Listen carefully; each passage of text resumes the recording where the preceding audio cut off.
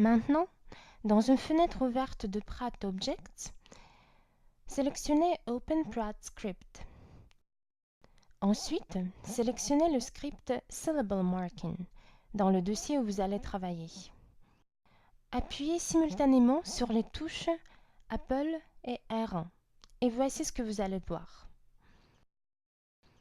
Maintenant, jouez une portion de 5 secondes dans ce fichier.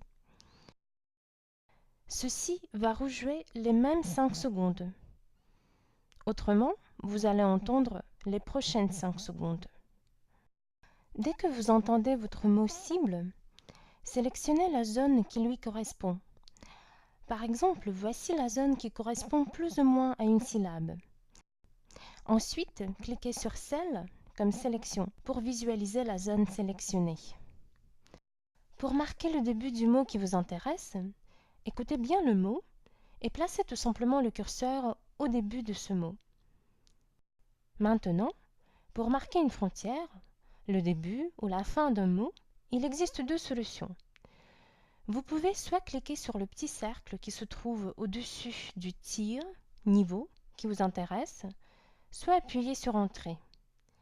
Sachez néanmoins que si vous appuyez sur Entrée, la frontière sera placée sur le tir qui est actif en ce moment. Sur l'image, vous voyez que c'est le tir 2 qui est sélectionné, actif, ce qui n'est pas correct. Donc, dans ce cas précis, il faut plutôt cliquer sur le cercle. En cliquant sur le cercle, vous allez apercevoir une frontière qui apparaîtra sur l'écran. Cette frontière marque le début d'un intervalle. Dans notre cas, cet intervalle correspond à une syllabe. Maintenant, en procédant de la même façon, posez une marque à la fin de la syllabe et cliquez entre ces deux frontières pour sélectionner l'intervalle.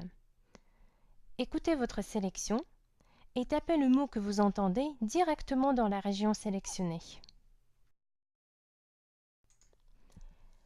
Merci de ne pas marquer les tokens qui ont été réalisés avec une voix un peu bizarre, comme celle-ci par exemple. Ne marquez pas non plus les tokens qui présentent un recouvrement des voix ou qui contiennent du bruit. Pour marquer le registre, utilisez le tir 3. Si vous entendez que l'expérimentateur est dans la pièce,